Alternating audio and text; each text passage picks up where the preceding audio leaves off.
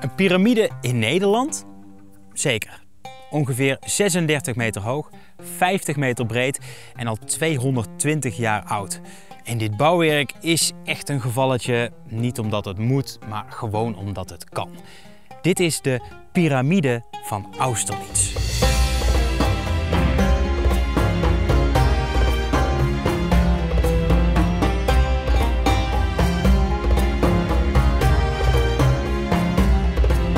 Deze video wordt mede mogelijk gemaakt door Sophos, een Nederlandstalige website met meer dan 500 cursussen. En aan het einde van de video vertel ik je daar meer over.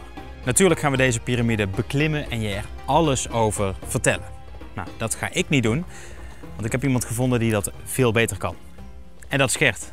Hallo. Goedemorgen is het nu. Klopt. Eerst eventjes, voordat je gaat introduceren, waarom is het piramide met een Griekse ei en niet met een i? De piramide is met een Griekse i omdat dat eigenlijk Franstalig is. In Nederland schrijven we het met een i. Ja. Het is Franstalig en die piramide dateert uit de Franse tijd. Het is een overblijfsel uit die tijd. Vandaar. Dat hebben we willen handhaven, zeg maar, door met de Griekse i te schrijven. Ah, zo. Wat is dit nou precies?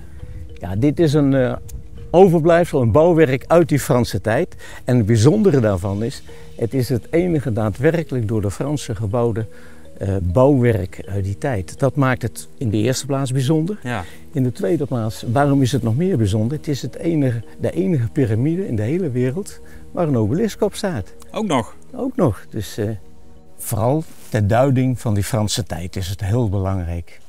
En waarom is dat zo belangrijk dan? Nou, die Franse tijd in mijn ogen is de basis voor een democratie. We hebben dus de Franse revolutie gehad met de 3 basiselementen: vrijheid, gelijkheid, broederschap. Ja. En als je dat vertaalt naar de huidige tijd, zijn dat precies weer die basiselementen van een democratie. Vandaar dat die Franse tijd zo belangrijk is, ook voor Nederland tot de dag van vandaag.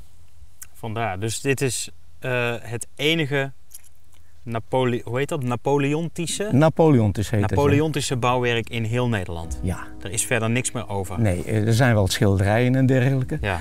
Maar wat ook daadwerkelijk door de Fransen gemaakt is.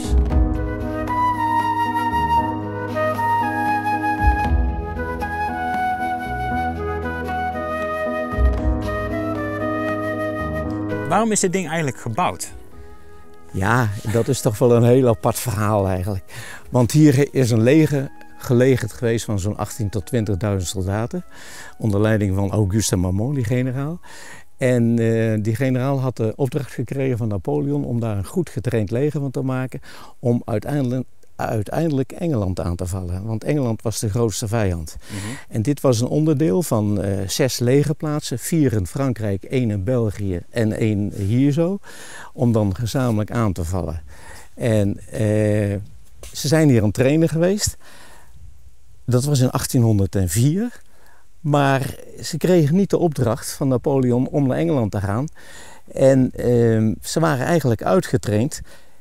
En de bijzonderheid van het hele gebeuren was dat dat kamp dat hier was niet gehuisvest in stenen gebouwen, maar in een tentenkamp. Een tentenkamp van 3 kilometer lang en ongeveer 500 meter breed. Toen ze die opdracht niet kregen, was het: wat moet ik nu met mijn soldaten? Ga ik die weer verspreiden in de regio of blijf ik hier? Nou, het was een prachtige zomer in 1804, dus hij dacht: ik blijf hier in de tenten. Dan heb ik al mijn 18.000 tot 20.000 soldaten heb ik bij elkaar. Ja. Maar ik dacht: wat moet ik nou doen? Ze zijn uitgetraind. Hij was bang dat ze zich zouden gaan vervelen. En toen dacht hij in één keer: hey, weet je wat? Ik ben met Napoleon in Noord-Afrika geweest. Ik heb naar de piramide van Gizeh gezien. We gaan een piramide bouwen. Wat kan er nou simpeler zijn dan een piramide bouwen?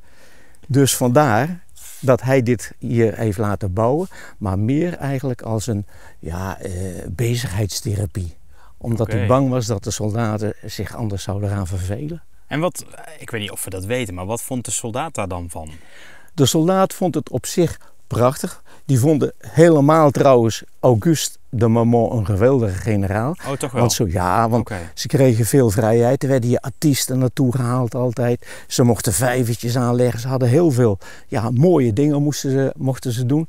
Maar uiteindelijk het bouwen van die piramide was niet iedereen even vrolijk mee. Want stel je eens voor, dit hele bouwwerk, Wij hebben dus nu allemaal grote machines. Maar dat gebeurde gewoon met de schep, hè? Ja. Ja, en Ja, ze hadden niks anders. ze hadden niks anders. Dus ja, en die werden de zakken met zand werden er gevuld. En er werden met paard en wagen aangevoerd. En dat werd hier gebracht. Maar moet je ook voorstellen, hè? En zo'n schepje zand en je kijkt dan naar die piramide. Ja. Hoeveel scheppen zand zouden hier wel niet voor nodig geweest zijn? Heel veel. En wat denk je? Hoe lang denk je dat ze hierover bezig geweest zijn? Ja, een paar scheppen, een paar jaartjes. Zo? Nou, dat antwoord krijgen we heel vaak. Ja. Maar dat is niet het geval, want die 18.000 soldaten die er waren verdeeld in 3 divisies. En er werd de ene dag werkte de ene divisie, tweede dag enzovoort enzovoort.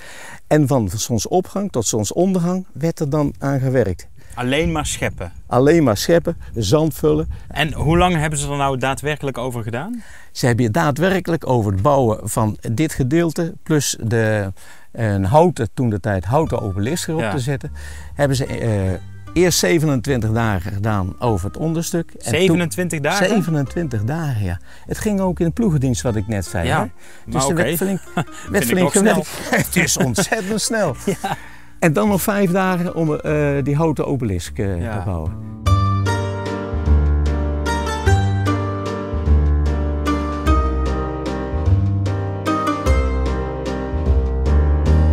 Hoeveel treden heeft het?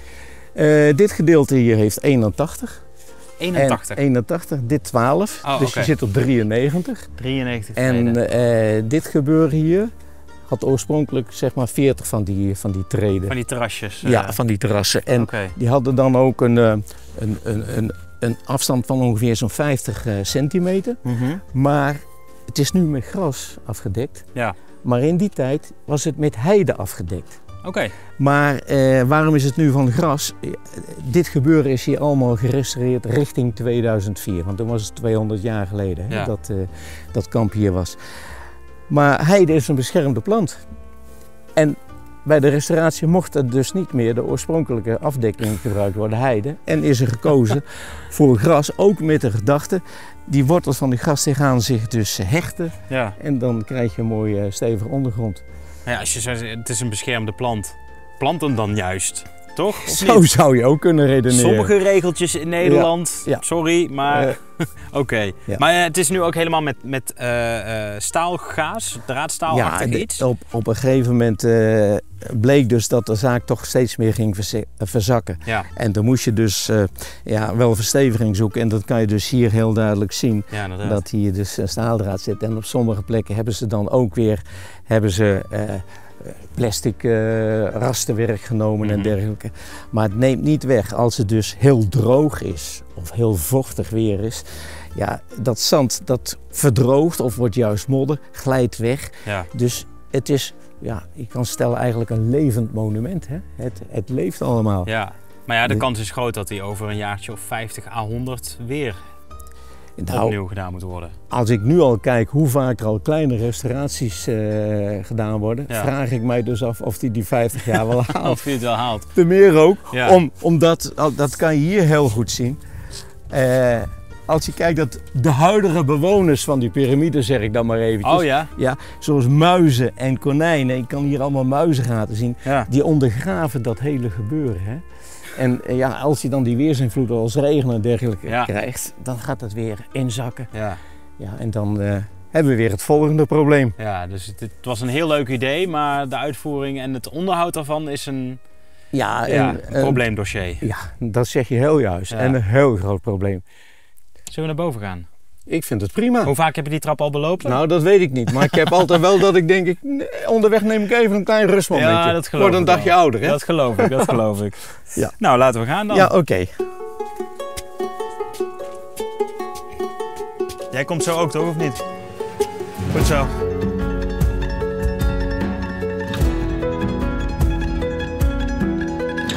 Er zit wel een droge gracht omheen. Hè?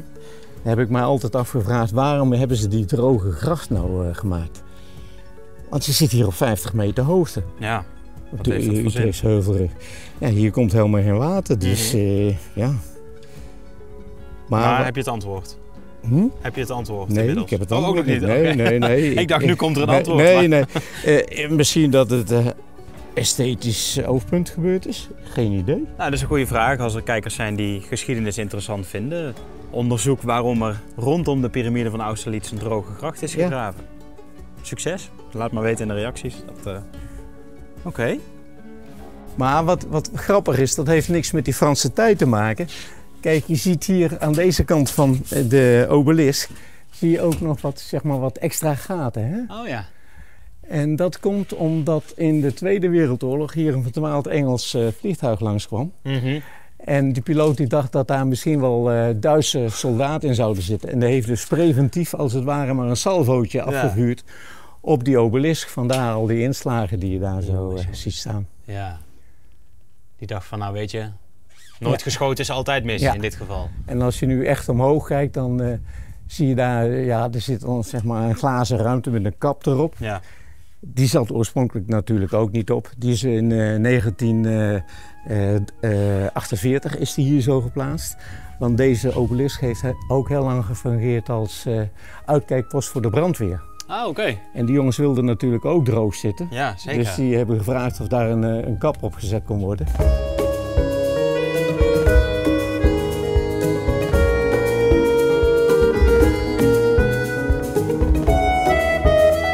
Kijk, we hebben hier zo dat kampement gehad van Marmont. Maar die is uiteindelijk in 1805 is hij toch weggegaan. 1804 gebeurde eigenlijk niets. 1805 kreeg hij wel de opdracht om naar Engeland te gaan. Dus hij is met het leger dat hier getraind had naar Den Helder gegaan. Ze hebben zich laten inschepen in augustus 1805. Maar op dat moment brak er een storm uit. Dus ze durfden niet uit te varen. Ja. Ondertussen kregen de Engelsen daar gehoor van. Dus die ging met een veel sterkere vloot voor Den Helder liggen. En zeiden, wil je naar Engeland komen? Oh, kom maar. Ja. Ja, dat durfden ze niet. En na zo'n 30 dagen hebben ze zich weer ontscheept. En zijn ze dus hier nog even een paar dagen geweest. Toen doorgetrokken naar Zuid-Duitsland, waar het een en ander was. Maar die Marmont was zo trots op dat bouwwerk, dat hij besloten had, dit gebied koop ik hier. En als ik hier terugkom, ga ik die piramide verstenen. Oké. Ja? En dan wordt het helemaal een mooi bouwwerk. Maar hij was wel bang dat in de tussentijd, voordat hij terugkwam, die piramide zeg maar op de een of andere wijze vernield zou worden. Dus hij heeft hier zo 3 veteranen laten wonen. Dus daar heeft hij woningen laten bouwen. Ze kregen geld, een koe, wat grond en zo. Die moesten hier blijven. En toen heeft hij ook gezegd, heeft hij een brief geschreven naar Napoleon. Toen zei hij, ja, dit prachtige bouwwerk ter ere van u, ja, daar moet ook een stadje bij komen, een dorpje bij komen. En bij die 3 huizen, dat zou dan moeten gaan uitbreiden tot een dorp. En toen schreef hij, die plaats noem ik Napoleon. Napoleon schreef terug dat dat niet hoefde. Dan wordt ook vaak de vraag gesteld, is Napoleon hier dan wel eens geweest om dit bouwwerk aan te houden? Want het was toch de ere van hem allemaal, hè? Nou, op een gegeven moment was hij eigenlijk Marmont een beetje zat. Hij was wel in Utrecht, Napoleon. Hij is naar Amersfoort geweest. Dit was allemaal kaal. Hij kon vanuit de verte die piramide zien. Maar hij heeft Marmont niet de eer geschonken om hier dit bouwwerk, die piramide te even handjes schudden, even een fotootje maken, dat soort dingen. Ja, fotootjes maken, ja. De piramide van Austerlitz dus. Ja. Mooi ding. Ja, bijzonder ding. Ik ben hier met veel plezier gids, hoor. Snap ik. Ja, om de mensen toch een beetje wegwijs te maken in die tijd. En vooral ook met andere ogen naar dit gebeuren allemaal te kijken. Ja, ik begrijp hem helemaal. Nou, dan weet je dat ook weer over de enige piramide die Nederland rijk is. 93 traptreden hoog en uitzicht over het landgoed. We konden hier komen dankzij Oostendorp Autogroep. Dank daarvoor en dank ook aan jou als jij lid bent geworden via de website. Dan staat jouw naam nu in beeld. En voordat je de volgende video gaat kijken wil ik je nog even iets vertellen over Sophos. Een website met meer dan 500 online cursussen, allemaal in het Nederlands. En met een abonnement kun je onbeperkt alle cursussen volgen. Van een cursus mediteren tot het gebruik van AI met ChatGPT. Je kunt het zo gek niet bedenken of er is een cursus over op Sophos. En dat kun jij dus leren. Met echte docenten in 1 overzichtelijk platform. En speciaal voor weet je dat ook weer, krijg je nu 1 maand gratis om Sophos uit te proberen. Ga ervoor naar sophos.nl/wjdOW, maak een account aan en leren maar. Ik zie je graag in de volgende.